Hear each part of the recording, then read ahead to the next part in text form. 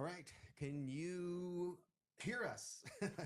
This is the live new era immersion, prophetic immersion. So we're having an immersion, all right. And we An had this hour in. We got started an hour early. yeah, so we had all this set up, and please let us know if you're watching, if you can hear us clearly. We want to make sure that this is the technical difficulties that we were having, and it happens. So we had everything ready to go, we thought. So let's just see what's going on with the levels. So Janine or Andy, hey, good to see you.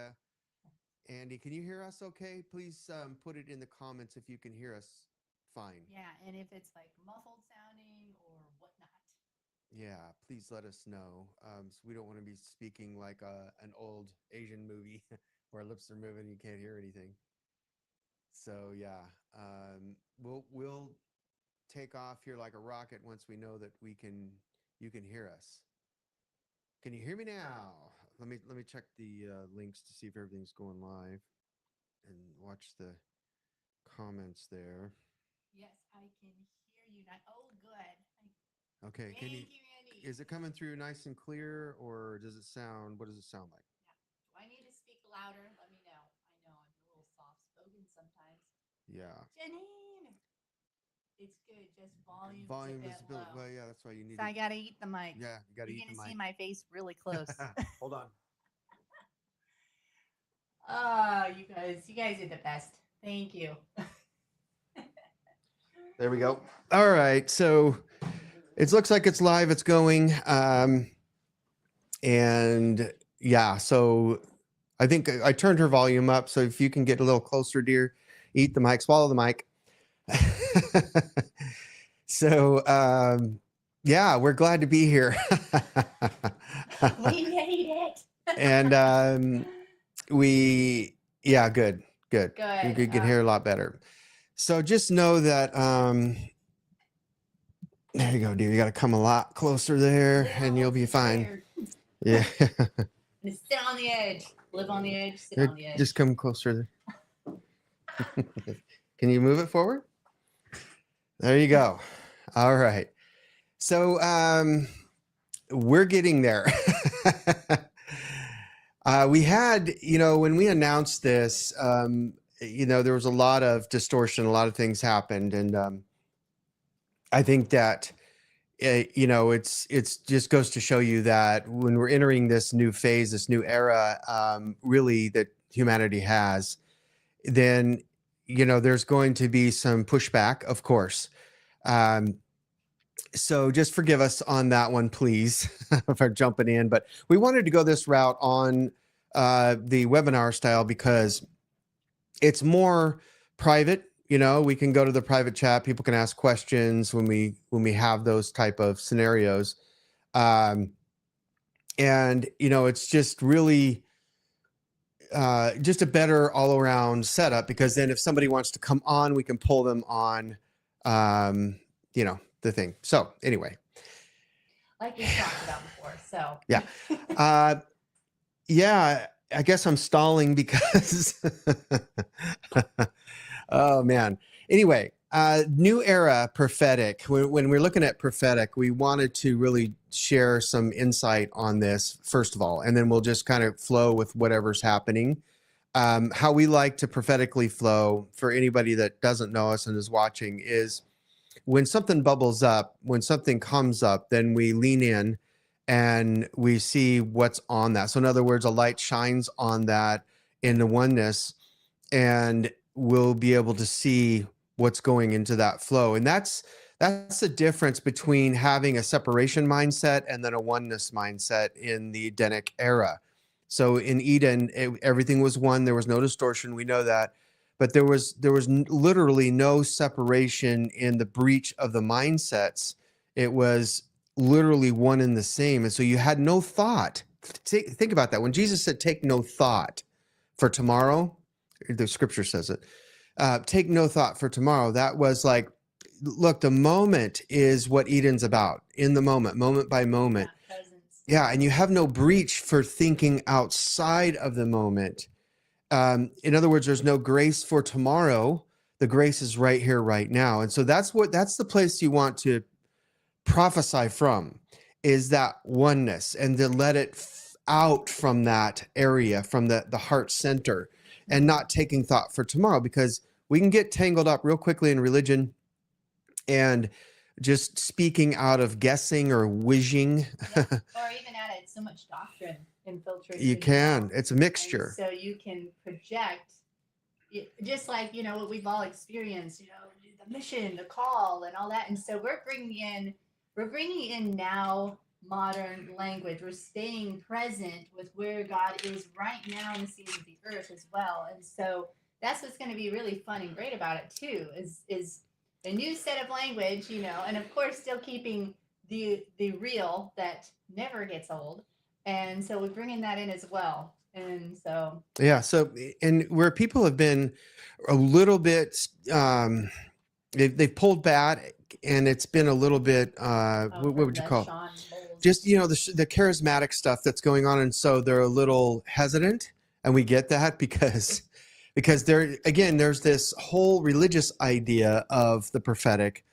And then there's literally the oneness, the union in the Edenic mindset. And so in this new era that we're in, we don't want to stop doing the prophetic at all, because everything's prophetic. It's just, we're going to show the difference between the two. And I think more and more people are thinking, wait a minute, we know that the prophetic is real. It's just that the tainting or the mixture and the separation mindset, the abuse, all of that is being filtered out and dissolving, so that the new and the real and the genuine can come forth. So yeah, because with the prophetic gift, what's so amazing about it, it is a gift that unlocks other people's gifts. And that's what I know personally I've loved about it. As you guys know, you can see people, like their alignment, their assignments, their potential, things that are like out on their branches. If you're looking at them as a whole tree, and maybe they're right here on the branch of the tree, or in their process, and you're like, oh my gosh, did you know all this is right here? You can tap into opportunity wise if you want.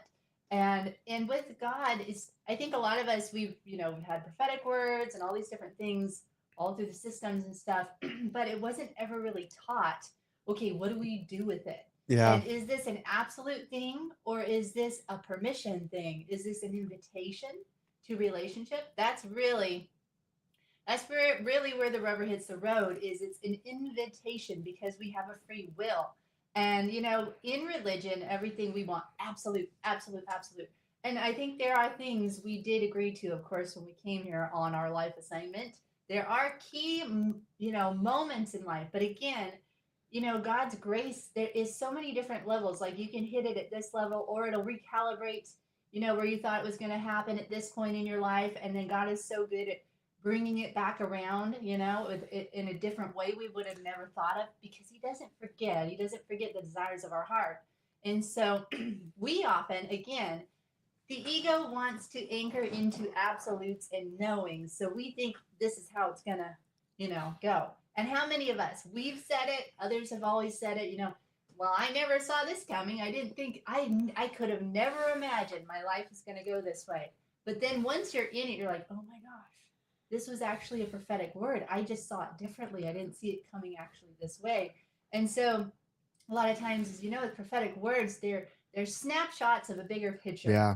It's meant to spark something. It's meant to awaken. A lot of times that's it too, is our gift igniting something in you that now you take with Papa God and expand it. Okay, what does that look like? How do I partner? Because it's relational versus religion. Like, oh, give me the steps, give me, okay, absolute, so.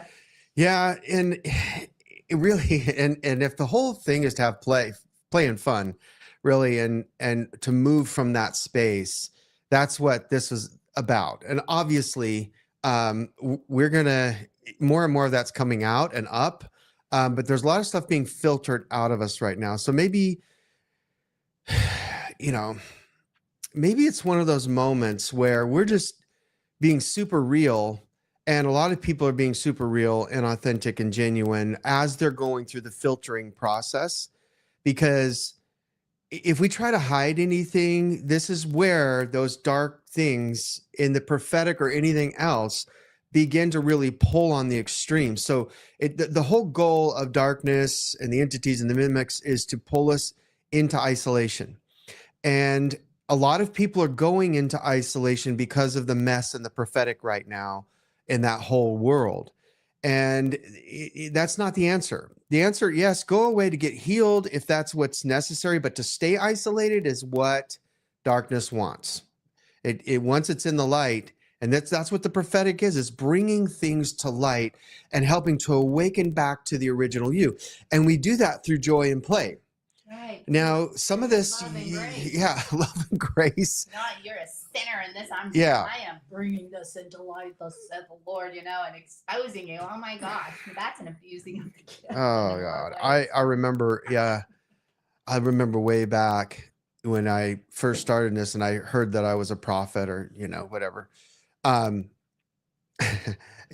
tendency is, again, the extremes, right? If you're prone towards judgment, and this is another thing we want to highlight. We just want to, and then whatever flows, guys. This is the first one that we're doing in this. Whatever So you want to ask, put it in the yeah, comments. if you want to mention something, but one big thing is that holds joy and play back is judgment. It holds a lot of things up, really, and in the prophetic arena. In the camps, there's a lot of that goes around, and then they call it righteous. And they say, well, no, we're not judging. We're judging with righteous judgment. Well, first of all, people need to know what the righteousness really means. We are the righteousness of God in Christ. So what that means is that he's made things right by opening our awareness to Eden. That's what Jesus' whole message was, whole goal was, if you will, when he stepped into human skin, was that remembrance. I'm helping you to remember that you already are righteous in me. There's nothing wrong with you. There's no flaws in you. And so when we're in Christ, in righteousness, it doesn't mean that I judge people through that lens. It means that I see everyone in the light of Eden. And in Eden, there's nothing wrong. And so what would we do if we were prophesying in Eden? Literally, what would you do? Oh, it'd be so much fun. It'd be encouragement. Again, you're like, oh my, do you know how amazing you are? And Andy, let's see, Janine. Yeah, we can. Last two comments we see on here, Janine, joy and play. Yes. And then Andy, you asked if we could see it. So yeah, we can see your comments. Do you have more past that, maybe? Yeah, we see some of your comments. Says, can you see my comments? Is that the last one you put in there, Andy? Because that's the comments that I see. Yeah. Anyway, so yeah, what did you say, Andy? Can you type it in again? If you said anything past, can you see my comments? Oh, yes. Okay. We just saw Great. Yes. Yes, joy and play. Janine, you said joy and play, of course. And that's exactly what Jesus was trying to convey to us, is that if everything was made aware and aligned through what happened to Jesus, the awareness came. And then when the resurrection happened, it was just like, ta-da, here's Eden in full bloom. Here's what an Edenic body looks like. Here's what you look like. Here's a mirror. And so you could tell he was playing with Mary in the garden when he rose, and then he was like hiding in the garden, playing hide and seek. There's a lot of playtime that went on with Jesus, and everybody thinks he's serious and he's going to come back and slice and dice and separate the sheep from the goats and all of this stuff. You got to look at what's metaphor and what is literal. And so when you have the minds of the translators of the Bible that are in judgment mode, you got to really think about this. And they're having to filter through what Eden is through the kingdom and Holy Spirit, and then write that down in a book or on parchment paper, whatever it looked like back then, and then put the canonized Bible together. Think of the mindsets. It's not so easy when you've had a culture filled and flooded with judgment. to say, oh, okay, yeah, Jesus was talking about Eden, reminding me and remembering Eden. You don't hear a lot of that language through the translators when they're translating a Bible. And so when you have a judgment mindset and paradigm, then you're going to filter that through onto paper. You're going to filter that through into the prophetic ministry. And even the pastor. The prophet or whoever, that's reading it and then filtering it with their own, anger issues or resentment issues, or I need to build this, I need to be seen. And I mean, we've all experienced it on one scale or another. Yeah. So when you have somebody like Francois Dutoit that wrote the Mirror translation version of the Bible, super sweet. It was more Edenic than anything, right? Very, very filled with the nature of Christ. And so when you have a mindset of judgment, though, that thinks King James only or these versions only, then of course they're going to look at a Mirror translation and say, yeah, that's deception. That's deceiving. And so see the mindsets. Yeah, see the mindsets. It's but if you knew Francois, and we've had a lot of interaction with him online over the years, the man loves Jesus with all of his heart. And so looking through lenses.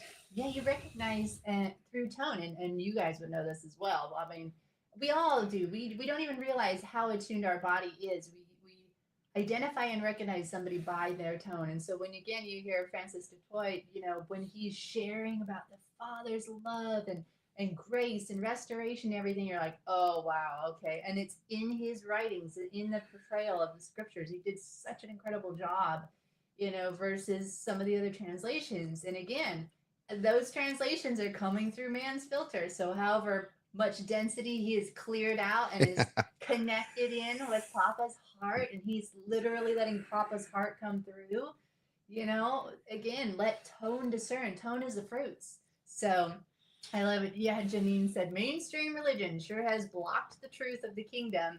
Is at hand. Is at hand. Yeah, and is at hand, yes. Yeah, and Francois Dutoit. It's T-O-I-T. It's D-U, and then Mirror translation. Yeah, the Mirror translation. It's amazing, you guys. If you haven't looked into it, you'll see the Edenic language in it. It's been around for a while, but the Passion translation. Yeah, pretty good. That's a good one too.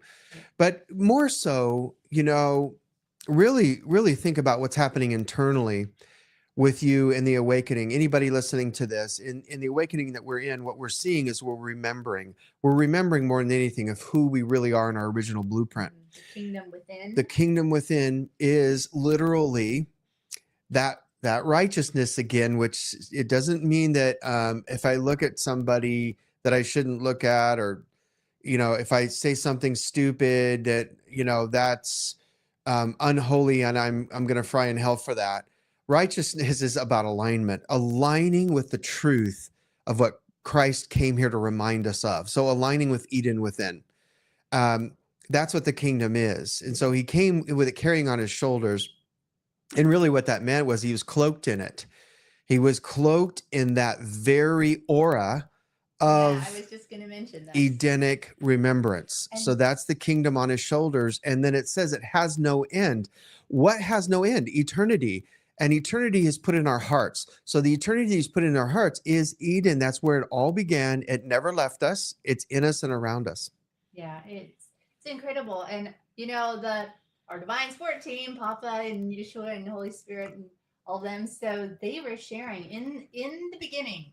In the beginning, when we had our aura, was that went around us. It was this field, and Holy Spirit was filling it up. There's this fluid substance that was Papa within us, as I'm in you, you're in me, all of it. We walked around. We all had our unique colors. They said in Eden, and you were known. You could see each other by your resonance. So you could see the gifts and everything, but it was your auras, the resonance, the colors, the your intimacy with Papa, who you were. And so they automatically could tell that. And so because of the 3D realm, all that kind of stuff, our perception is dim somewhat.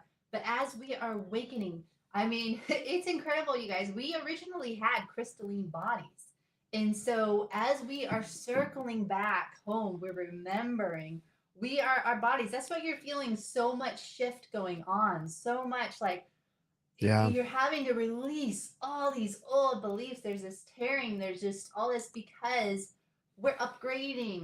The crystalline is Mm-hmm. coming back on the scenes. And with that becomes your crystalline eyes, your crystalline brain, a crystalline heart that can now start seeing. And it's like the prisms, the light hits it, forming, our aura is coming back out of us to where people, they may say, wow, you're really shiny. Wow, you're really glowing, to where the more we're returning and developing, the more we start seeing the actual colors come online and beginning to know each other by our resonance, by feeling, by Yeah. sound. It's like the whole orchestra is starting to come out and online again. That's what's so amazing about Eden and restoration. So, It is. but the process, the process to get there is something else. I mean, I know I've had to, you remember how we were talking about the back breathing?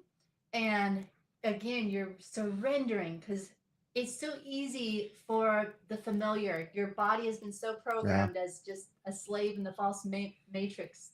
And that false matrix does not want you to remember that you are little gods, that you are Edenic humans, and you're coming back online into your power. And so it's so easy to slide and default back to these beliefs. There's these little parasitic beliefs. They try to just keep you locked into the low density.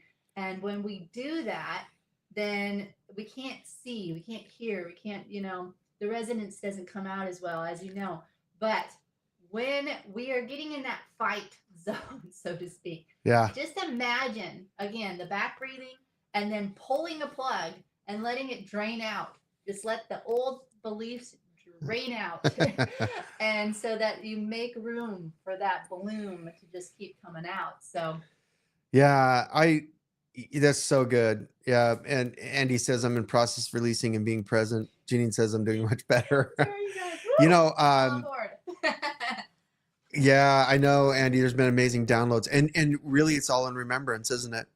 It's so simple. When a child remembers, wait a minute, daddy, really, I just remember that I'm loved. I'm well loved. And then I remember that, oh yeah, I shouldn't be a grown up and start doing grown up things. Yes. Being serious because there's nothing serious going on. I'm just going to be a kid and play. And this is where I'm going to say this gently, but I know why women say this, but they say this to men. It's like they say to men that are being childish. Men that are playing around. They're playing around. It's just like, you need to grow up, be a man. Well, there's childish and then there's childlike, right? But the childish, still, let's talk about this for a minute, because childish is trying to remind us of something. Even if it's silly, it's stupid, and the grown man is making people embarrassed and things like that. They're being childish. There's a treasure in that. The treasure is I'm being reminded to be childlike. And so what we do is we allow the ego to be healed. We let the conditioning dissolve through sitting in that place with Papa, sitting in that place in union and oneness through surrender and childlike play. Then we start removing the childishness away from us, especially us men, and we become childlike. Now, what is childlikeness? What Jesus was talking about. It was being wildly creative, co-creating with him and whatever it is that we're called to next. So I can have 10 different entrepreneurial creative ideas going on inside of me at any given time. You entrepreneurs know this. You probably do as well. And we have that going on inside of us. And then we're like, okay, where is that play highlighting and shining the brightest right now?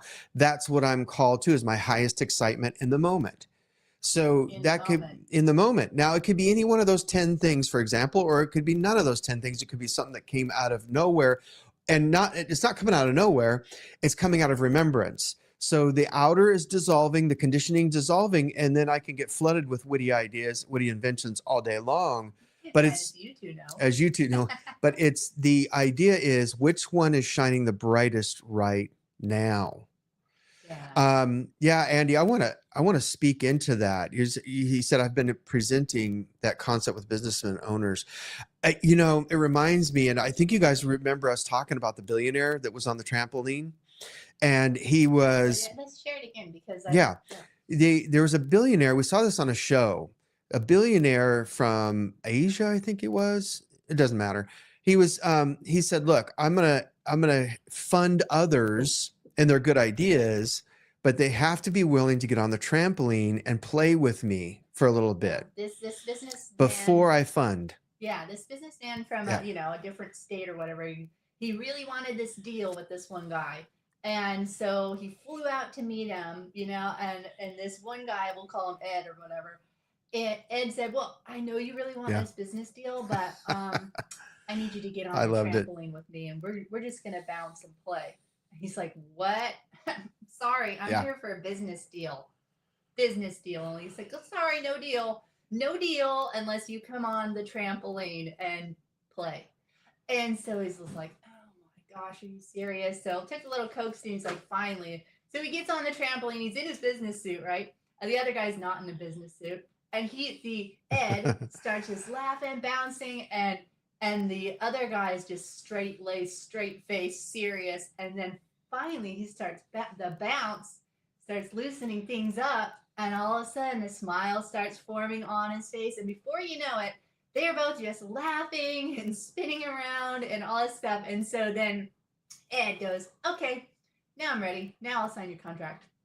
Yeah, because he wanted to know if the guy was going to keep in the play paradigm. And it's a frequency thing, too. It's frequency. He was trying to get him to match up. That's right. I'm not doing a deal with you. And this is how matter responds to us a lot of times. It really does. We think God is rejecting us a lot of times. And it's like, no, matter is trained on the radar to look for Edenic matches.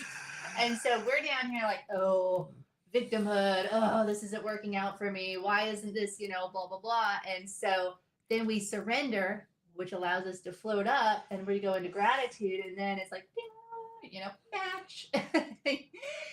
So isn't that God's playful sense of humor too? So yeah, it's really, I love this. I really love this. I notice you guys are saying I love this too. Andy, one of the things I wanted to share with you is that I really believe that there's coming a time when, because you're awakening so rapidly, and we all are, but both of you, I think, are going to bring business to the market in such a way that will, not only will people see that you're playing, but it's also going to create the momentum and the deal and the funding and all of that ahead of time. The more you stay in that frequency, like Amy was saying, then it creates scenarios before they ever happen. So it's already waiting there, it's already in the field. But for you specifically, I saw where you came out of this whole arena that was filled with all these dudes that were just egoic in the business world, right? Like most of them are, and they don't realize just how egoic it is. I came from that arena. I came out of that. I'm still, stuff still getting filtered out, but you've come such a long ways that I feel like you're just right there.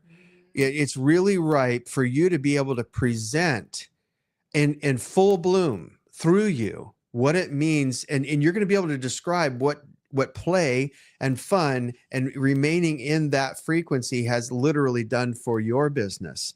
And so he's provoking you more. It's like the kingdom within is provoking you more to play and to rest and to be yourself through it. I think it's so important. Allowing yourself. Yeah, because I think it's so important. Just say this real quick, is that they see you in your realness, your authenticity, your mistakes, all of that stuff. They just see the real Andy as you're playing through it. Laughing at yourself. Yeah. That's so huge. It's a big one. Volumes when we can laugh at ourselves instead of getting so flustered. Oh man. And that's just telltale sign of how much we've grown and surrendered, right? And it's just people like take a sigh of relief, right? Because then it's a ripple effect, like, oh, I'm allowed to laugh at my mistakes. Oh man. This is such relief. You know? Yeah, and then you guys are a perfect match for this, Janine, too, because you're going to be. I really feel like you have Flowing now, guys. you have an anointing on you to dissolve shame in people. Yes. And there's a book gonna come through you in such. Oh, I got chills. On Yeah, that, there's a book coming Janine. through you, Janine, about you being as real as you possibly can without airing all your dirty laundry, so to speak. You know where that boundary is, but being so real about your own mistakes and about how much and what shame has done to you, but also when you saw yourself waking up out of shame and what that looked like. And really, shame is at the lowest part of the frequency scale. We know that according to David Hawkins on his frequency scale. Look it up if you haven't. But it's really interesting because that's the area that religion loves to play in the most. And they don't even realize it. Like, we're gonna, get you healed from shame, but then at the same time they're shaming. Yeah, you're not doing it right to get healed from shame. Yeah, you're not doing it right. These protocols. Well, I'm not doing it right, so. Oh my goodness. And so there's a real book and I saw some speaking engagements through that. And you both of you just sharing your story, both of you sharing your story and your journey and sharing it from different perspectives.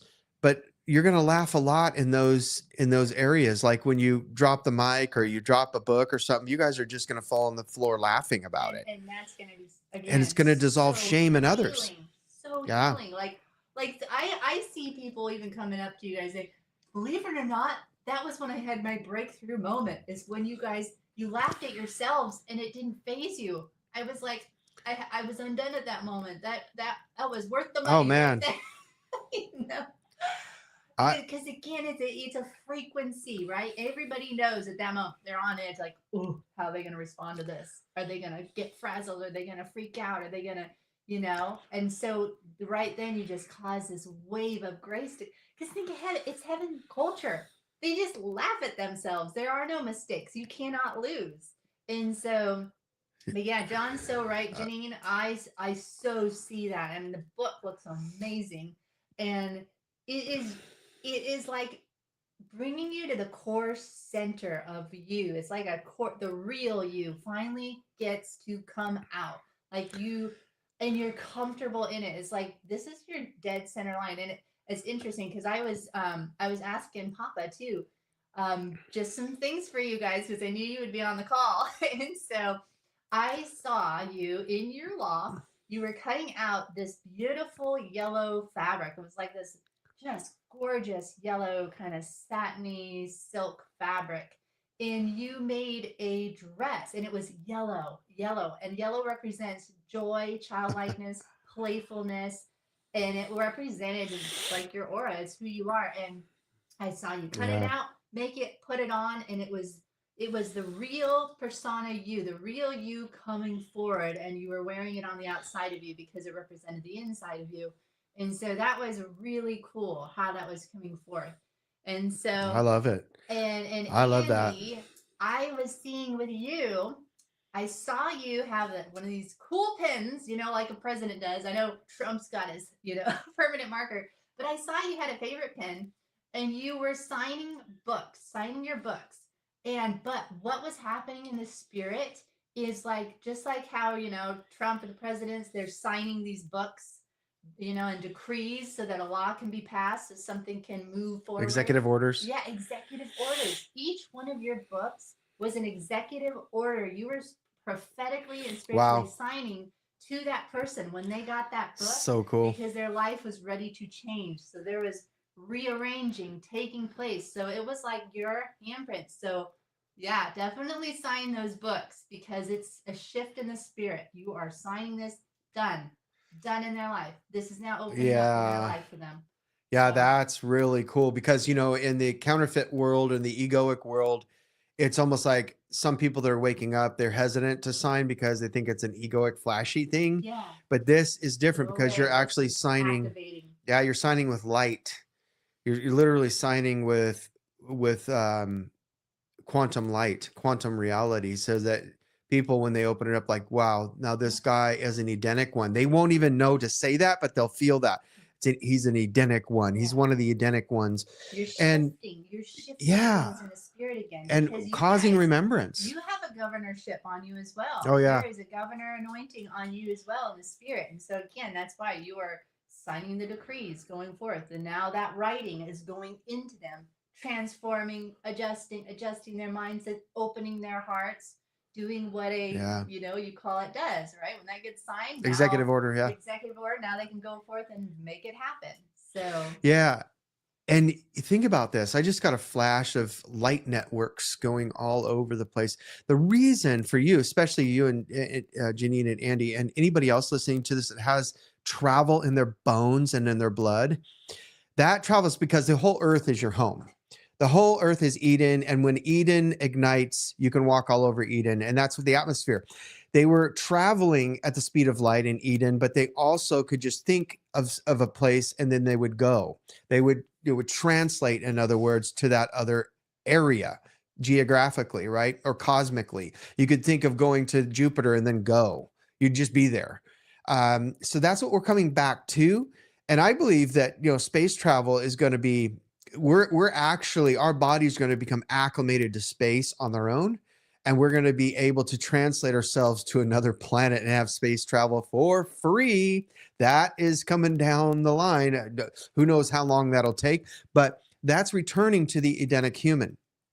And it's really the place of the spirit that Jesus walked in. Remember when he slipped through the crowd? They tried to grab him, but they couldn't grab him. Well, he translated himself through that crowd. They were going to throw him off the cliff. He just said, nope, boop, popped right out of him, to the other side.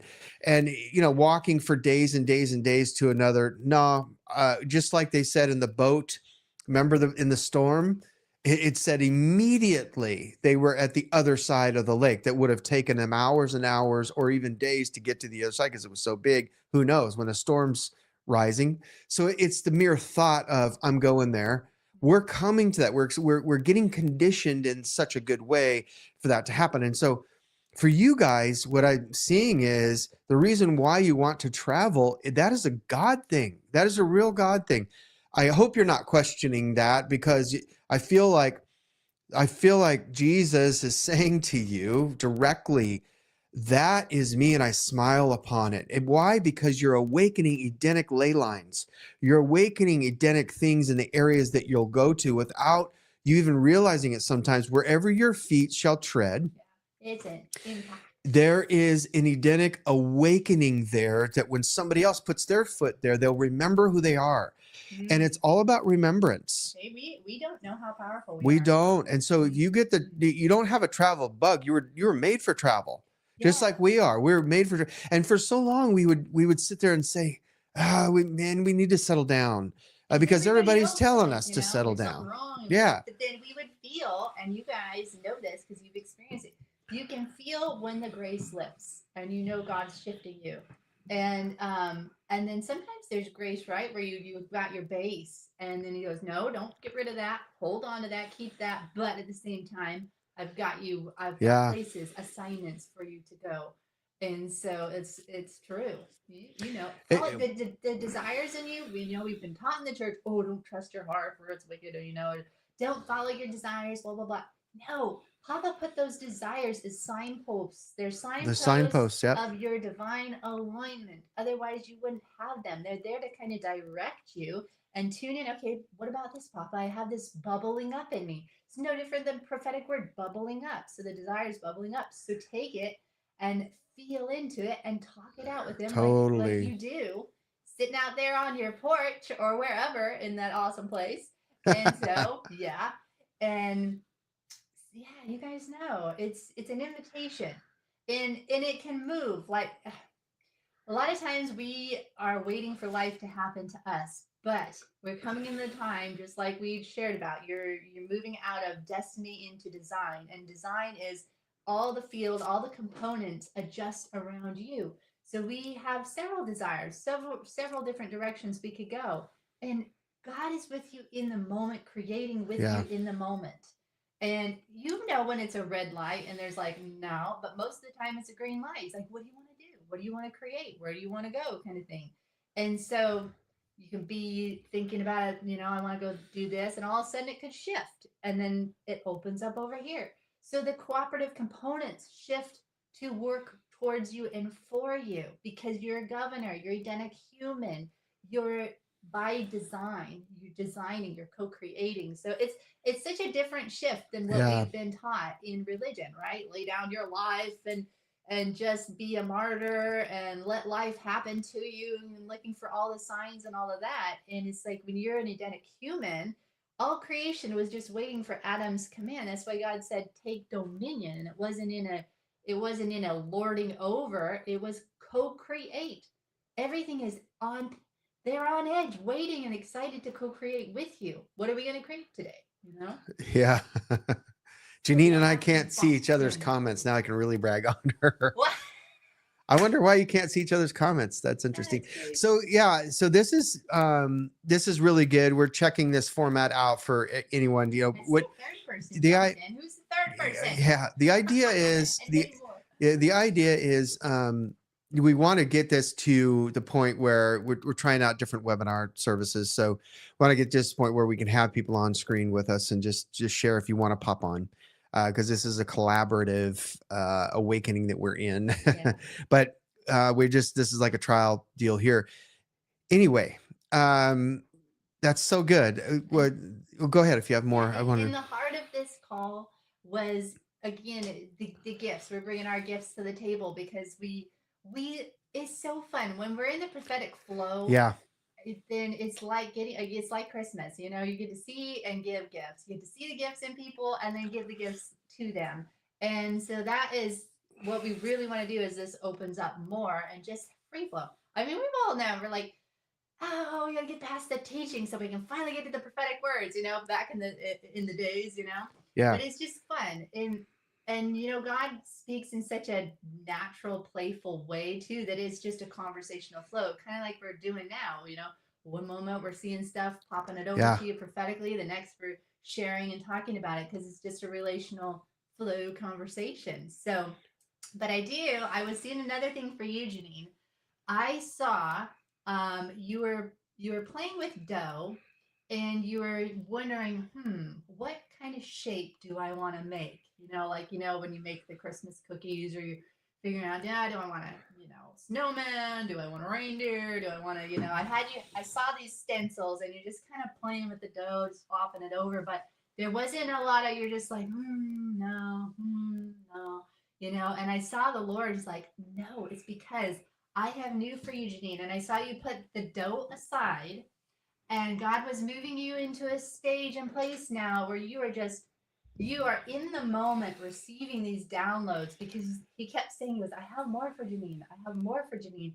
And to celebrate the things that you have done, you don't have to keep kind of recreating them, unless there's juice on it and God's like, yes, bring that in. That's for now. That's eternal. Keep bringing that in as well. But I saw you moving into this new stage where just your downloads in the now, boom, creating, boom, downloads in the now, boom, creating, boom. It's resonating with that new phase of like your book, the yellow, beautiful dress thing you had on. It's just, I don't know. So I just saw that you didn't have to just kind of keep kind of shifting and recreating what you had, but that, and again, you will know which ones can move forward with you in that. But I just saw moving into the next level. I just kept hearing that.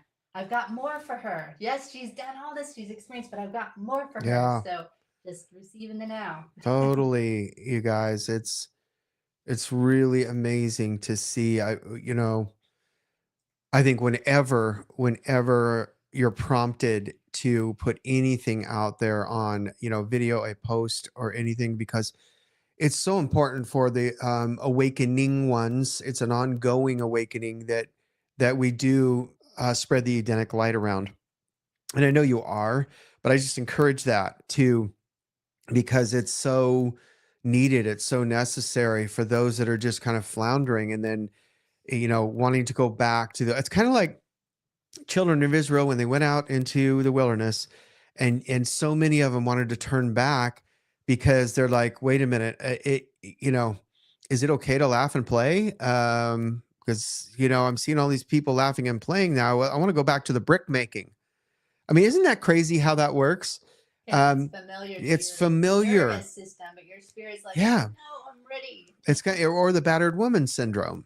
Now it's battered men as well, but battered woman syndrome, it's like, he's beating you up like crazy. You need to leave him. No, but he has all these good qualities. I can, that's just one area, but he's a great guy, and so then they just keep going back and back.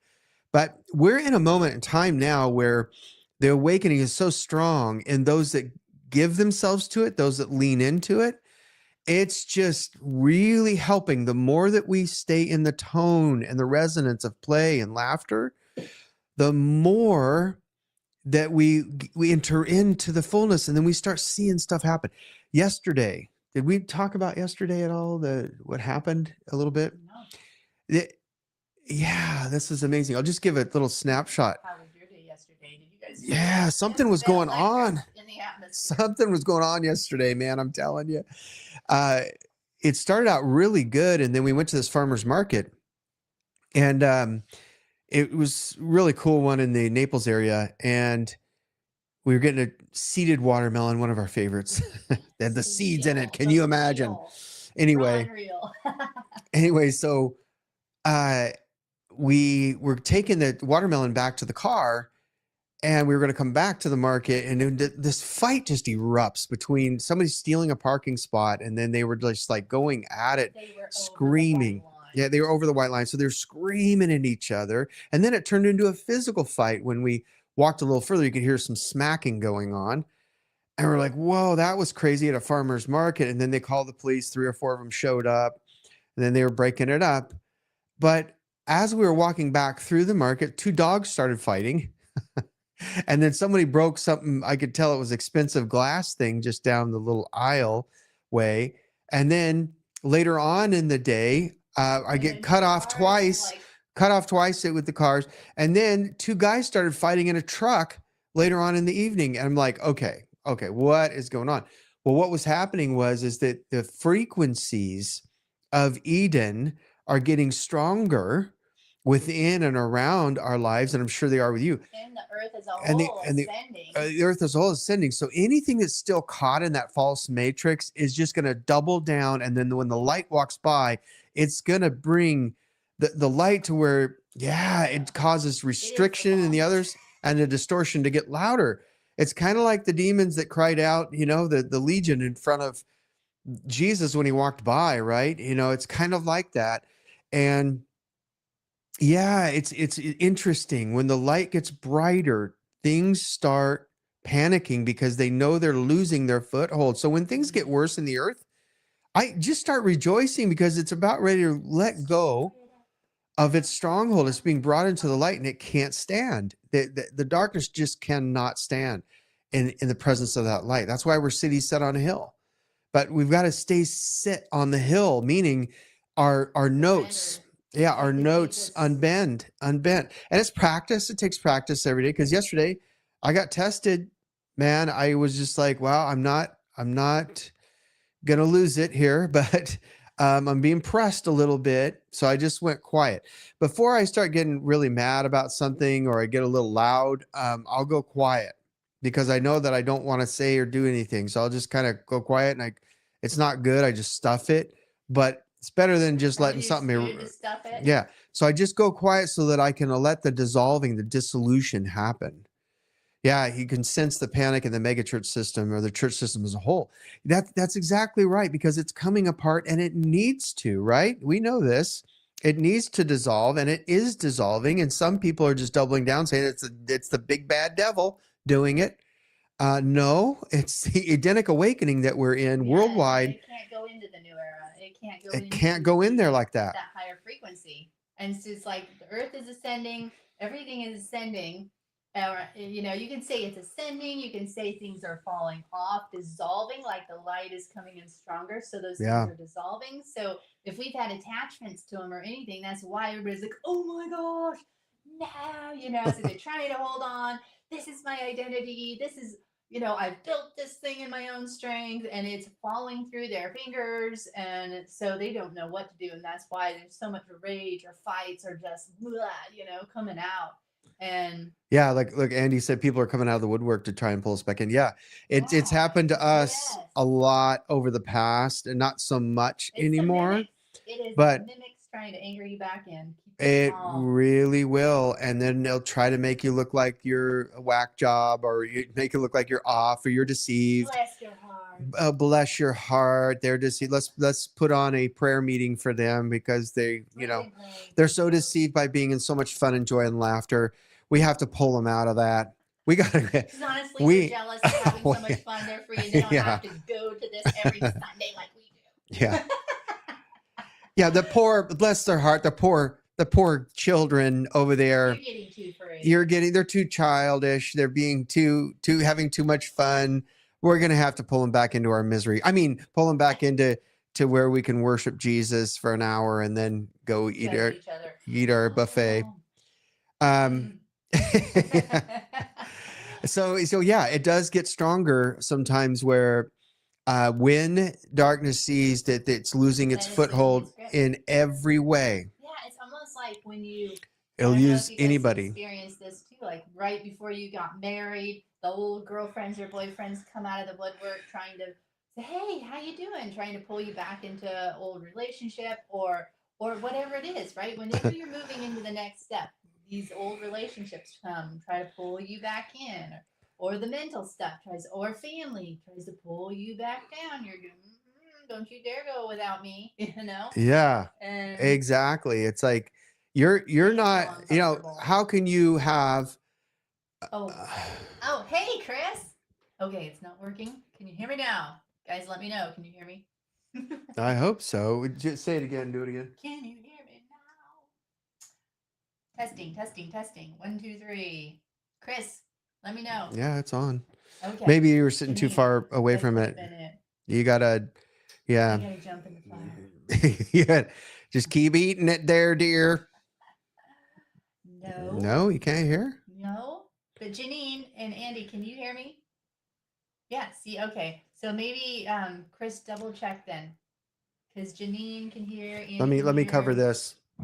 Can you hear me now? Can you hear me now? Test.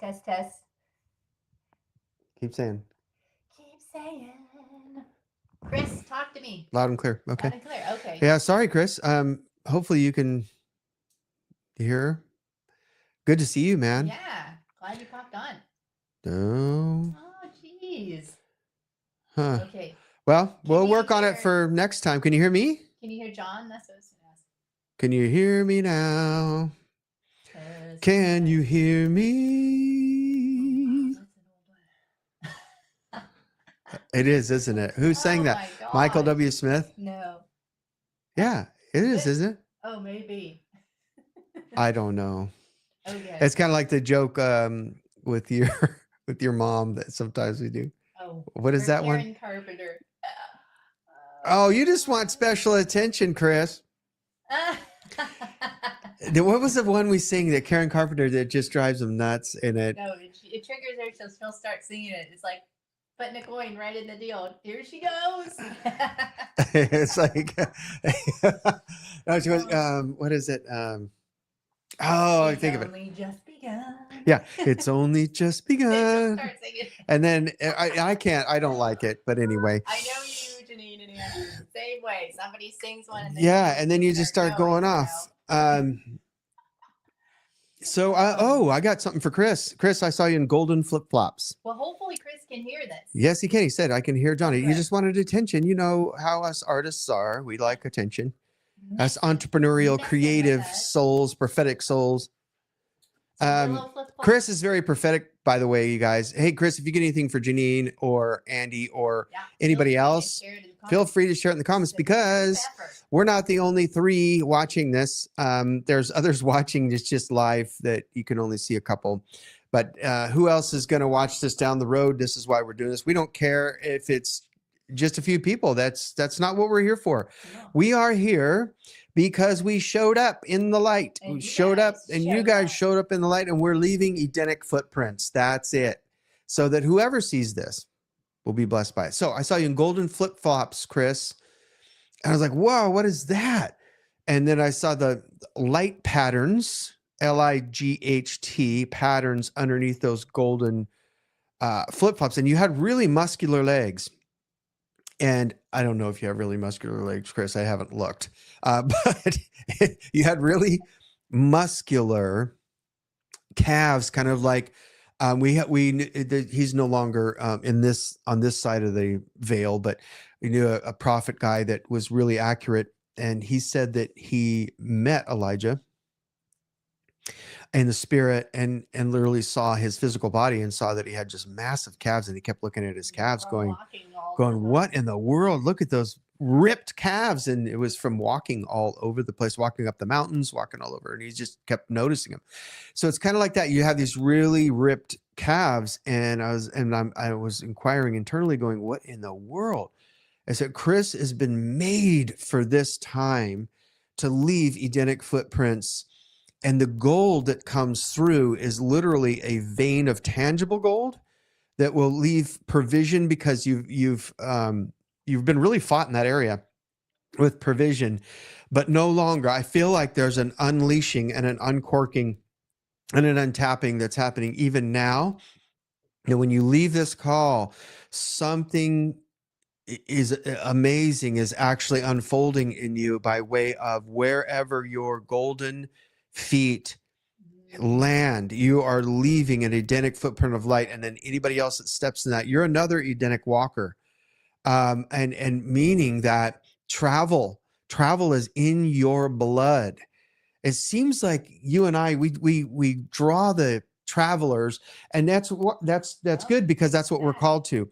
We're called to not only travel, but we're also encouraged the travelers, saying, look, God actually wired you that way so that you could leave these Edenic footprints wherever you go and lay down the Edenic ley lines that actually bring remembrance to everybody that is in that area or that region.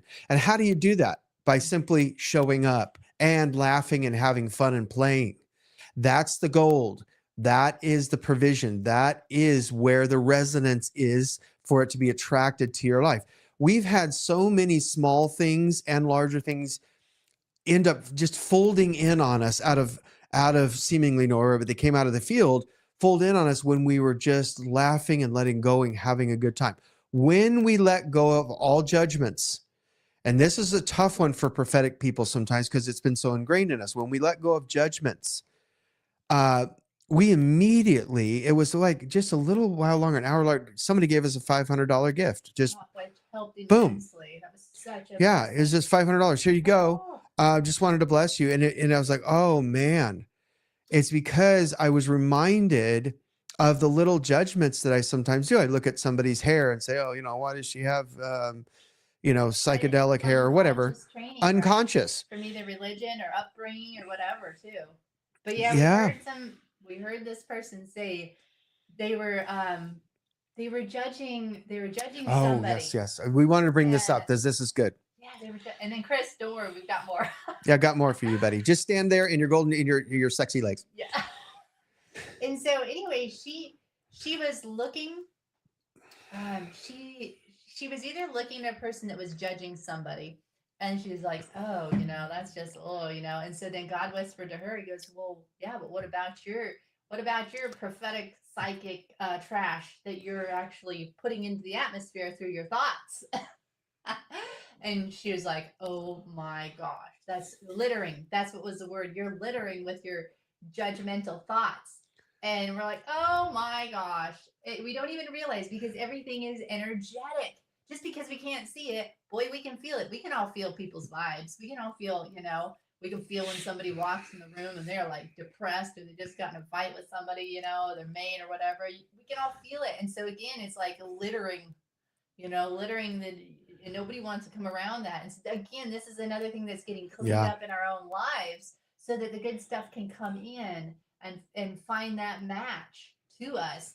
So, but yeah, it was man, it was so profound for me. It just hit me right in the heart, like prophetic litter. Like what? I was going on tilt. Like Every time I judge something out of my own egoic posturing, even if I think it's just Literally menial, decided field. I'm literally trashing the field. I'm leaving prophetic trash. And this is what judgment does in the whole camp. Why do we think that the charismatic world has been imploding in that? Because there's been a lot of prophetic littering going on in Which was judgment. really judgments. It It's wasn't judgment. prophetic. Yeah, it wasn't. It was pathetic, right?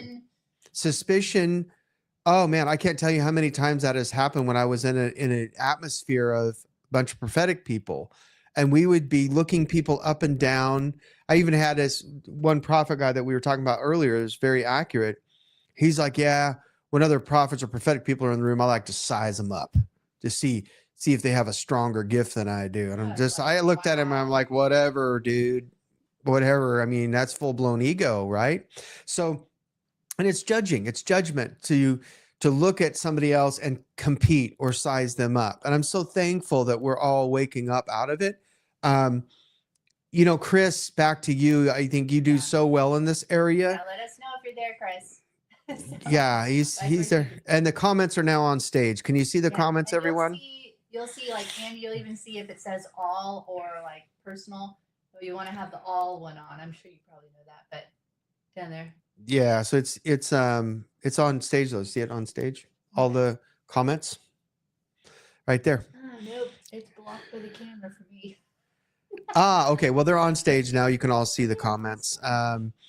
So yeah, Chris, it's interesting because judgment is litter in the Edenic field. My goodness, that is such a profound statement. Really let that sink in. I did yesterday, and when I heard that, I was just like, whoa. I was like, Lord, first of all, forgive me, but I took it in such a way that was so refreshing to say, man, I don't have to litter anywhere in the Edenic field. And think about Eden. There was no litter. I mean, there was no bad talk. There was no judging anyone. There was no sizing anybody up. None of that stuff, right? Yeah. And so I think takes responsibility too, right? We own it. We take responsibility instead of, oh, somebody will pick that trash up. Well, they'll pick it up all right. Or not. Yeah, let's leave that statement up for a little bit on air right there. It's profound. Wrote that so well. Oh, yes, that's what we were trying to say. Yeah, so it's really interesting, Chris, is that you've done really well in this area of you've just been a big lover every time we've seen you, every time we've heard you prophetically speak or leave messages. I know that there's been some, things that you've worked through in that area to bring you to the point of being such a loving man that you are. And hey, look, we all have stuff that we're still expanding in and all of that, but we're not called to, this, and this is what we appreciate about you, is we're not called to try and change or fix anyone. And we're really not.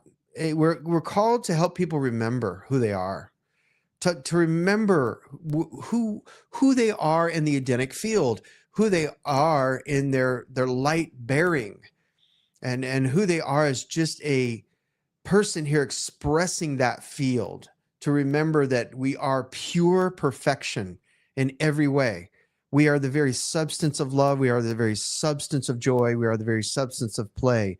All those good, juicy fruits. And you're that guy. You're that guy. And I just see more of that expanding. And I saw real quick, and then I know you have some too. I'm seeing a female in your life. She has long, dark hair. Beautiful, long, wavy, dark hair, and she looks Polynesian to me, and kind of like Tahitian. Polynesian. She has that Tahitian look about her. A dark skin, very beautiful, more of the green eyes, and she's just radiating beauty. Not just beauty on the outside, beauty on the inside, and she is. I see her phase locking into your life. I see her phasing back and forth, like where I can see blurry and then coming into more focus, like standing next to you. So blurry coming into more focus. But as she approaches you, she's coming into full blown 8K color, right? So what that tells me is that this person, you've either met them or you're going to meet them. It's like you've seen them in your heart. And man, I saw you really ripped, like in really excellent shape. And I haven't seen you in a while, so I don't know if you've been working out or whatever, but you were like amazingly in good shape. And you only had like 4 or 5% body fat. And I mean, I'm just describing as I'm seeing it. And you have such a glow about you and so happy. You're smiling from ear to ear. And you're just like, how in the world is this ever going to happen? At one moment, but then the others, you've seen this. Let me know, Chris, because I know you've seen this in the spirit. I know, I just feel like you have. And you're like, but the butt is dissolving. Yeah, the butt. The butt is dissolving. And I just see this coming into full 8K color. Yeah, it's so true. And I was seeing this picture. And see, this was so fun about the prophetic gifts too, right?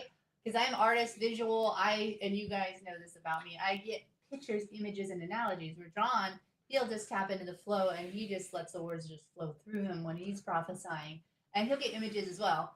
So it's just fun, the difference. So there's never, this is prophetic word only this way, as you know. But anyway, so Chris, I was seeing something right before this, but the Lord said to tap on this first. Awesome. I saw this.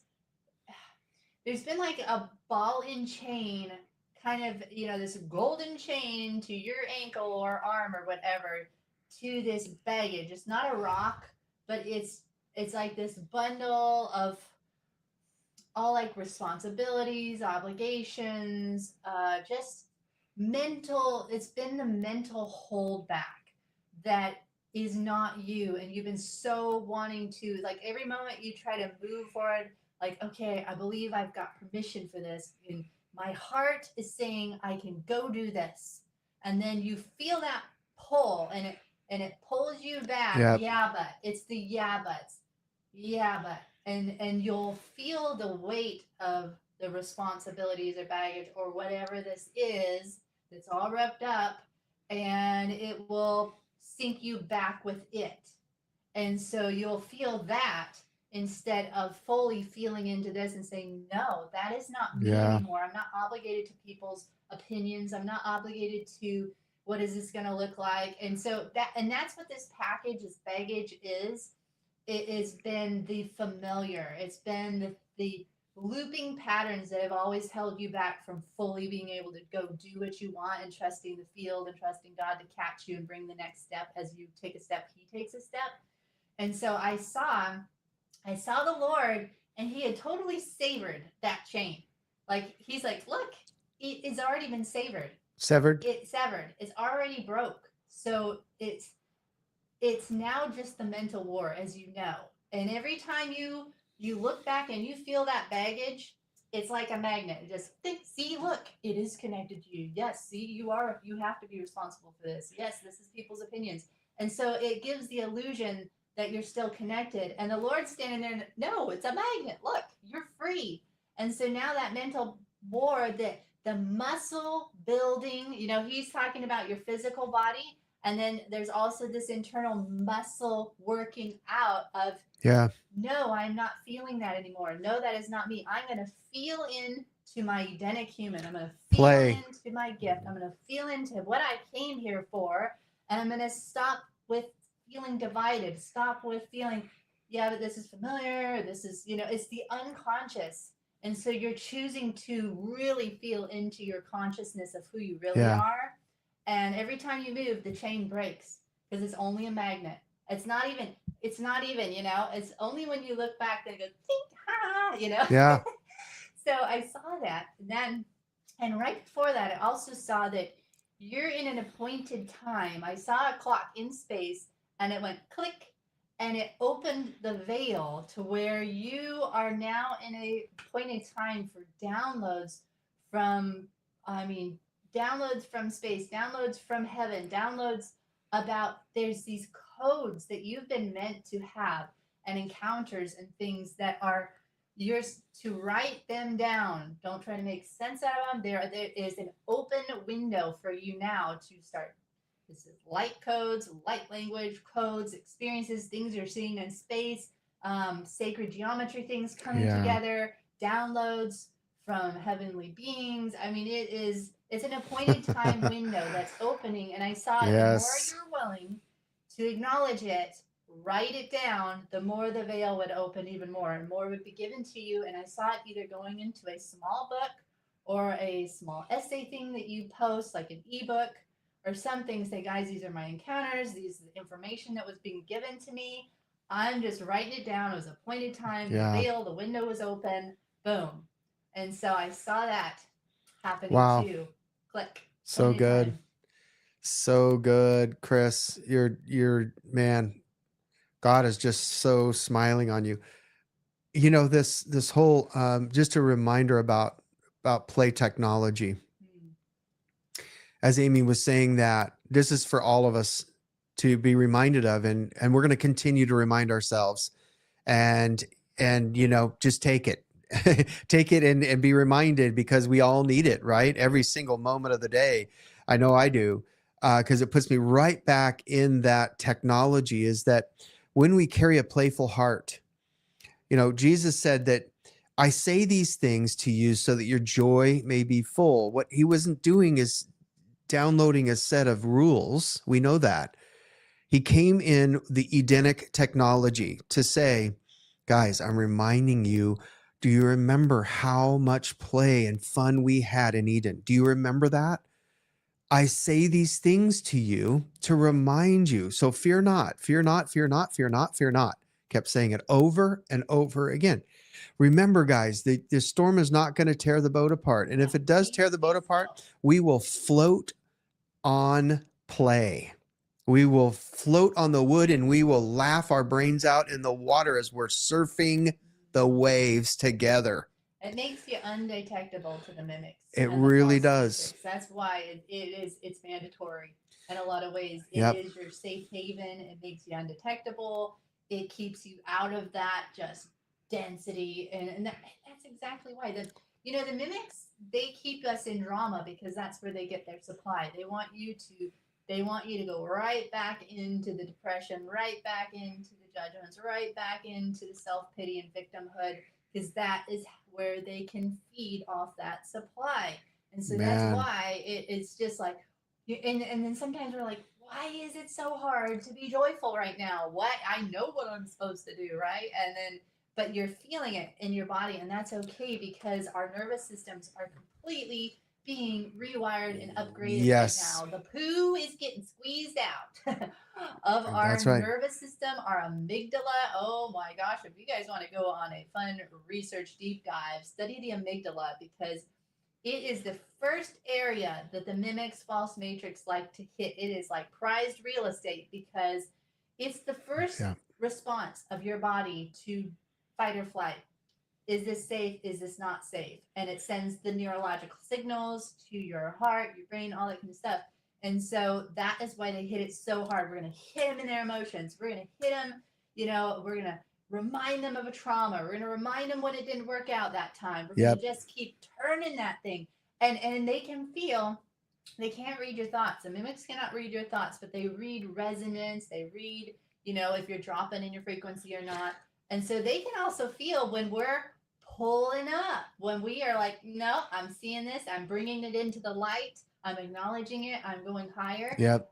And so then what do? They stick a finger in that wound, and they're trying to reopen it back up when you're sewing it back up, or you're zipping it up, I mean, and that's their whole goal, is because they're like, we're losing supply, I'm melting, I'm melting. Yeah, they dissolve. So, and again, this was something that came out yesterday too. Is again, shame is the lowest frequency, right? That is their playground. That's why they want to keep you, because Yep. it is the lowest shadow area, and that's why when we bring something into the light about ourselves, or we acknowledge something, we take ownership of something, we admit, yeah, you're right, yeah, I am struggling. We give ourselves permission. We allow ourselves to feel it witness it, bring it into the light, bring it to Papa, surrender it, it has to dissolve. It instantly dissolves because it's brought into the light. But again, shame is its weapon to keep it in the dark, keep it in the shadows. And that's why you feel it so. Oh man. That it would be shameful for me to admit to that. It'd be shameful for me to bring that even to Papa. Yeah. It'd be shameful, you know. So these are things that are getting cleared out, squeezed out of our nervous system as we are ascending, crystallizing, metamorphosizing. You know it. You're doing this a good is job.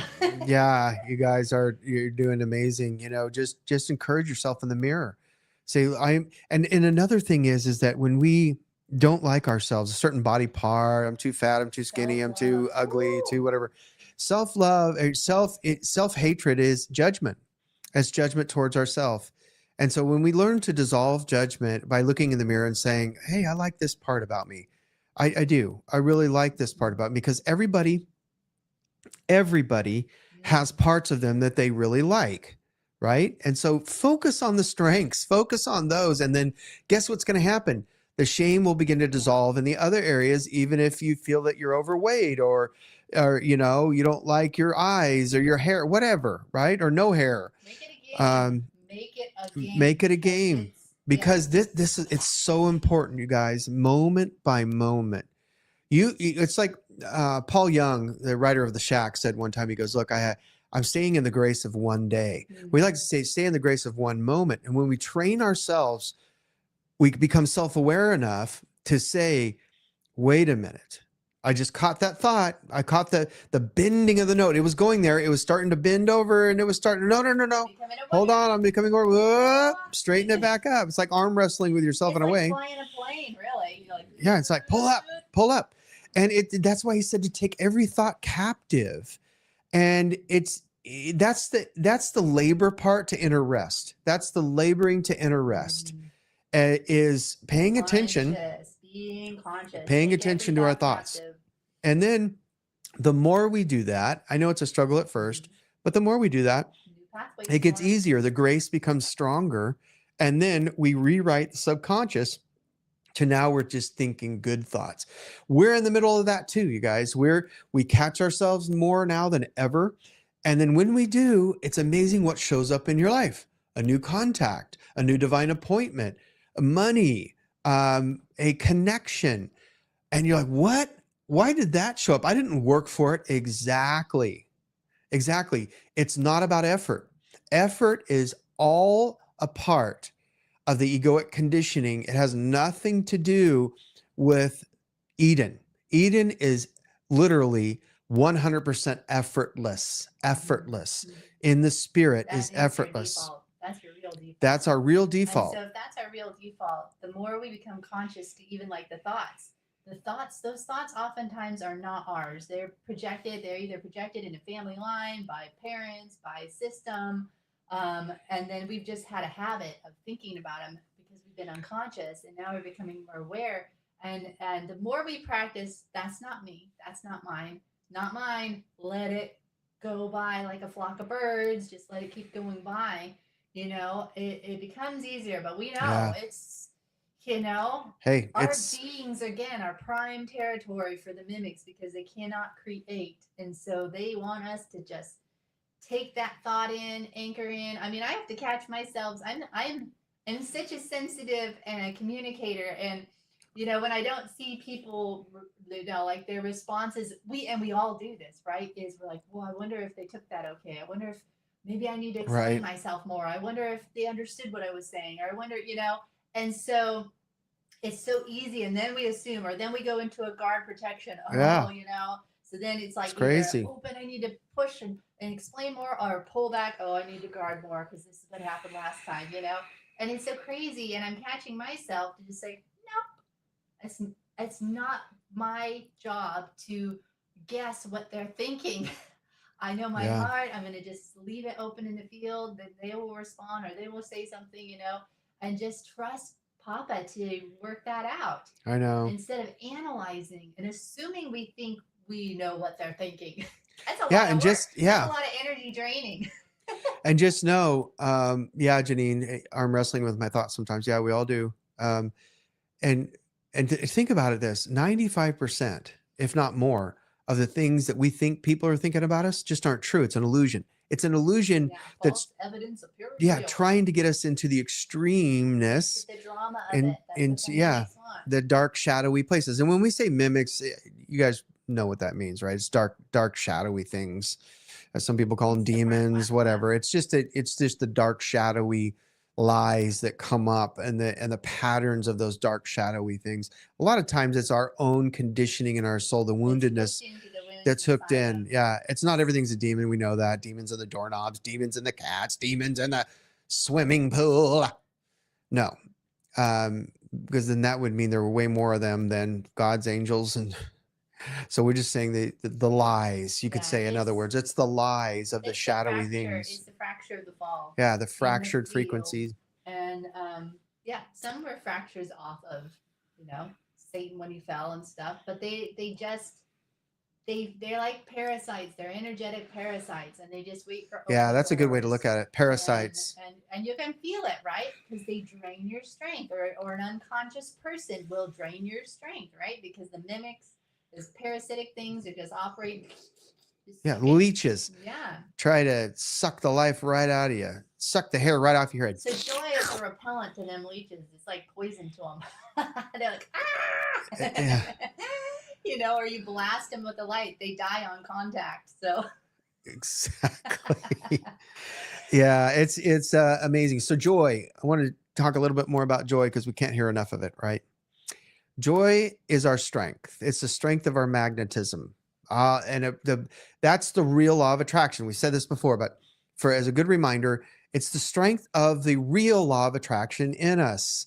It's the thing in the joy technology, we like to call it, because of this day and age, the joy physics, put it that way, that Jesus walked in human skin caused people to not leave a 2-week notice on their job, or a 30-day notice, or say goodbye to their family. The strength of that joy was so strong that it literally magnetized people, places, and things, provision, open doors, synchronicities, divine appointments, all of that, without him lifting a finger. All he had to do was walk by. Peter, the same thing, walked by in his shadow. What was the shadow? The shadow was the strength of that magnet, the strength of that field that went out and caused people to literally get healed without him lifting a finger. And so we're coming into that. We're coming back into that. So doesn't that just kind of put holes in the whole theory of the idea that I forgot what I was going to say now. That puts holes in that whole thing that we have to add up and to try to effort something out, to try to, force something and push something and make something happen when everything just comes naturally and effortlessly when it flows out of us through joy. So remember that the joy is the signal strength to that. And this is why he talks so much about joy, talks so much. The scriptures is loaded with it if you just look for it and see it. Not only that, but why do children and puppies make us laugh? Why do dogs and cats playing with each other on land in Washington make us laugh so much? It's because it's the joy that reminds us of Eden. And dogs are the number one. I think dogs, puppies, that's why they're called dog. It's God spelled backwards. It's unconditional love.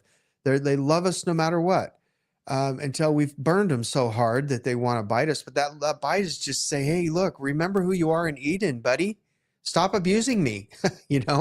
Remember the Edenic way, because that's why I'm here to remind you, Andy, I'm seeing an image from the Lord right now. It's so funny. He goes, Andy's a top-down guy. I saw you in this cool, convertible, whatever your favorite convertible was, but I saw the top down and the wind blowing in your hair, and you're just like, I love this. Yeah, you got hair. And I saw the Lord sitting next to you with his arm on the seat and just loving it. He goes, oh, yeah, I know. I made you for this. I'm the one that put that sprinkle on you for this. And I just heard the Lord, you just said, tell him, do not apologize. Don't ever apologize for who you are, for that joy, that bubbliness that you have. That is, Yeah. he is the one that gave that to you because he loves it. He loves being in that jolliness of you. He loves the excitement, the wide-eyed, bushy-eyed, like there is no limits, kind of thing. It just, again, it's like I saw you on the road, the wind blowing through your hair, and just the ideas coming. He loves that with you. He loves co-creating in that realm with you, and just, yeah. So just felt his heart. Never Yep. apologize. Never feel like you got to shrink that or not be Exactly. you. And, just because of people's reactions or you're out of the box and they aren't. And it's because it's bumping up against their box, and they're just like, oh, but it's meant to rattle them because deep down they're like, wow, I would love to be that free. I would love to feel that way. I'd love to. So anyway, the Lord loves that about you. Yeah, it's true. I saw it too when she was saying it. It's amazing how we can see similar things when she says it or I say it, and then we see the picture of it. But We love driving along the old Pacific Coast route. It was really cool and just the top down, just having a blast with the Lord. Now, just a snapshot of what's going on here in the spirit with all of us, right here in this space and time. We're literally anchoring Edenic lines of joy and causing remembrance to happen through the airwaves. While the war is going on in Iran, while there's horrific things happening around the world, what do they need more of? They need more of the anchoring of the Edenic light so that they can remind themselves that it's really about Eden. It's not about the body so much as it is the Edenic resonance that is flooding through me in remembrance. And so every time you play, every time we talk about joy, every time we talk about fun, and it seems so contrary to that whole false matrix system, doesn't it? That says, why don't you be depressed with the rest of the world that's depressed right now? Why can't you just cry with those that are crying? Well, yeah, of course you do that if they're in your midst, but you don't want to leave them there, right? We want to remind them through the crying. Let them have a good cry. Let them get the pain out. Not to stuff it, but then as a remembrance, anchoring in joy. It reminds them of who they are. And we're literally stopping more wars from happening right now. Do you know that? Where two or more are gathered in joy, in their authentic blueprint, the original design of Eden, there I am in the midst of them, but there Eden is. And Eden is so powerful through one individual lighting it up. Look at Wi-Fi. Look how powerful Wi-Fi is. Yeah, it'll literally stop wars. Mm-hmm. Yeah, and I saw that because, again, there's the divine original grid in the earth. And as we're opened up to the field and we're aligning into our who we really are and we're tuning in, we're listening, we're in joy, it is sending that circular, whoop, it's online. It's sending that glow out. And so, and some souls have come here simply just to anchor that. They have come in just to anchor the light. They're not called to go speak and do all this and create all that. They are just here anchoring the light. To play with puppies. You are a light being, right? Just playing with puppies. They're sending out just boom ripple effects into the atmosphere. And see, we think it's so small, but in heaven they can actually see the ripples that are booming out of us. I mean, how often have we heard these near-death experiences where they said, yeah, you wouldn't believe what your smile did for somebody. You wouldn't believe what your laugh or your hello or opening the door for somebody did to them. Yeah. We are trained by the false matrix that, oh, that doesn't count. Oh, that's just, you need to do something complicated, something big, something you laid your life down for, And I know. heaven is like, oh my gosh, look, she just smiled at that person and wow, we just saw a fireworks show, They're a cloud of witnesses, right? They're sitting there going, woo! They're riding it. So again, it's the more we are crossing over into these crystalline beings, into who we really are, and we are aligning, the more our eyes are starting to open, the more we're going to start seeing, the more our gifts are going to start coming online. And Janine, I was seeing this for you too. So I saw you holding these air balloons, the balloons, the helium balloons, and they were carrying you up, and one by one, they were leaving. They were loosening. You're like, oh God, okay, and it represented, and you were down to your last one, and then that one lifted, and all of a sudden you're floating in midair, and the Lord was just laughing, and he's just like, he goes, it was always you. You already had the ability. This was just my playful way with the Hmm. balloons to show you. Because what's inside of the air balloon? Air, walking on thin air. Yeah. And so he has brought you to a place where you are going again to a new level in the spirit, and you're not needing the external things so much to hold on to, or it's not that you ever did, but it's this, again, it's this crossover in the spirit. You're going to a new place where you are the instrument, all of it's in you, and you're now living from within more than you ever have, to the downloads and everything. And again, you are walking on air, you're walking in the spirit, you are doing these things in the spirit. And so again, that was just God's kind of fun, playful way with, oh, you think the air balloons are bringing you there. No, actually, it was just my playful way, because it was just air inside them anyway. You're the one that had the gift that was walking in this. So, you Wow. know, Wow. That's Mary so Poppins cool. Incorporated. Mary Poppins. Mary It wasn't the Poppins. umbrella. That was just a nice touch. Mary Edenic Poppins. That's right, Janine. Yeah, no, that was really cool. Thank you, Andy and Janine, for your kind comments. We feel the same about Yes, you. we love your comments. Yeah. If you guys have any questions too, you know, Yeah, or anything you want to throw out there. Next time, we're going to do our best to have this so we can pull people on air more easily once we get all the tech down. But thank you guys so much for all of that. And yeah, I just see you guys renewing your youth big time. Your youth is being renewed. In fact, I think somebody has told you that recently, and they're going to say it more. They're like, "Man, you guys are just so youthful. You're so playful. You're so, you know, why are you laughing so much? You know, kind of thing." And they're going to say it in public to you, more so as the days go and as you travel. I see travel for you this summer, speaking, sharing from the heart, just like you mentioned earlier in this call, is that it's on your heart. Run with the wind. Don't worry about all the little details. You know this as entrepreneurs. You know this as creators. That's right. That you take a step, it unfolds. Take another one, it unfolds. So whatever's in your heart to do, let the fear dissolve. Let the fear dissolve, and let it come. And then same with Chris, man. Polynesia is calling for play. Polynesia is play. Reset some promises. Yes. And Boise, wow, man. I just saw a dissolving there at some point. Yes, families there, but they're dissolving, and then there's a reopening, a dissolving and a reopening. It's almost like a coming and going. But yeah, there's a lot to love about Idaho, but it's not Polynesia. Pay attention. We are learning Thank you, Andy. than ever to listen. Take time. Honor yourself to take time and really listen. Be the observer, right? You zoom out and you watch what thoughts are actually coming up.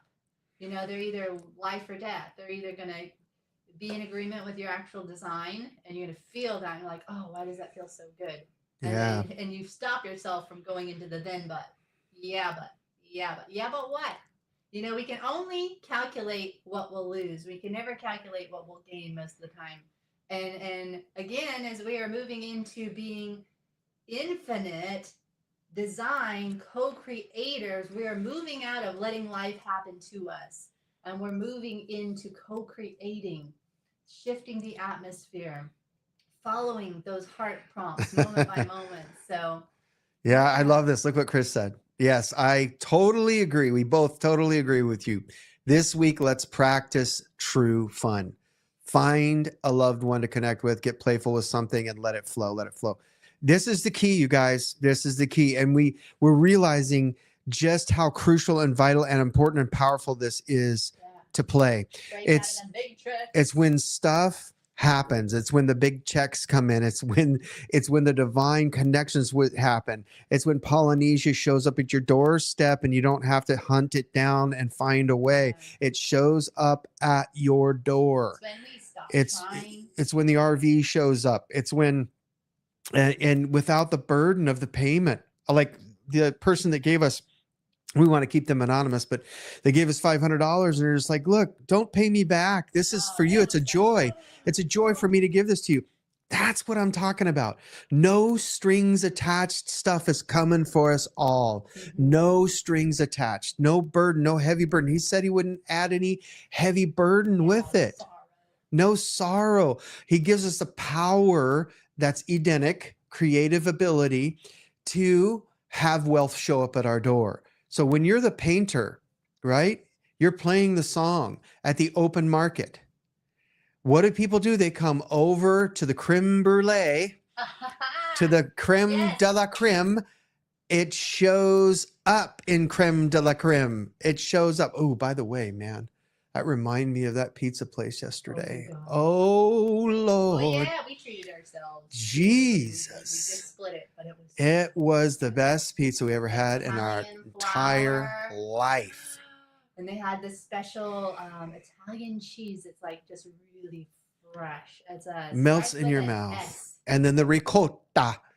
There's a I know. We don't normally do dairy other than half. Oh Lord, though it was no tainting in the crust, no GMOs, no glyphosate. Didn't feel heavy. It was thin and crisp, and oh my gosh, the place is called Mr. One's Exceptional Pizzeria in Naples, and it's world renowned. You come to find out, it was just like a thin crust. Like, the crust melted in your mouth, literally. No joking. And there was truffle oil on it.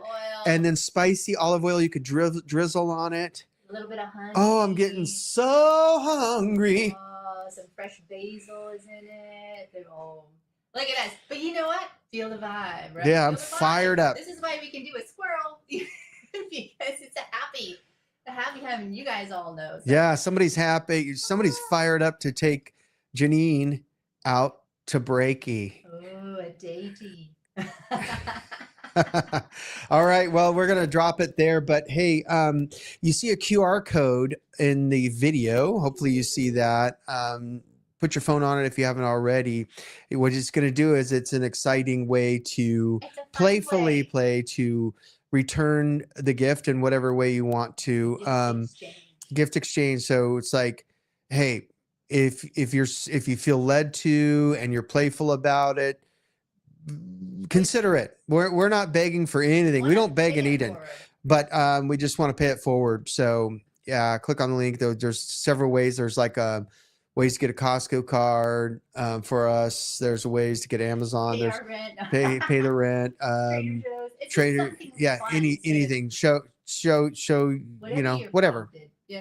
So yeah, that's that, or not, or don't. Yeah. It's up to you. We just wanted to leave it there for anybody and whosoever will. Yeah. Anyway, we love this, you guys. We love being with you. We enjoy this. It's been fun. Once we got past all the craziness in the beginning, we'll make sure to chop that out of the video when we edit it. But anyway, you'll be able to find the replay. On here. Yeah. We'll find the replay if you want. It'll be on YouTube and stream into YouTube. It's on Facebook. And please, you see the address on the Facebook/Origin. That is our new page. Please like it if you haven't.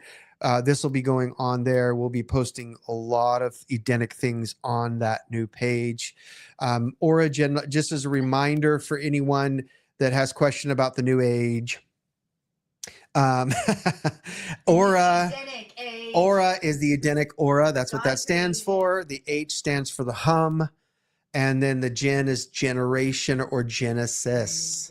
Our original genesis. So that's what origin means, spelled that way. And it just came to us when we were just soaking one morning. We were like, wow. And then the subtitle is The Return of the Edenic Human. That's what we talk about. That's what we're living. What's what we're growing and expanding into. We're returning to. So yeah, we love you guys. Thanks so much for tuning in.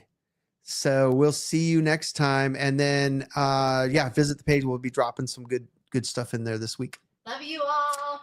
Love you. Talk soon. Bye-bye.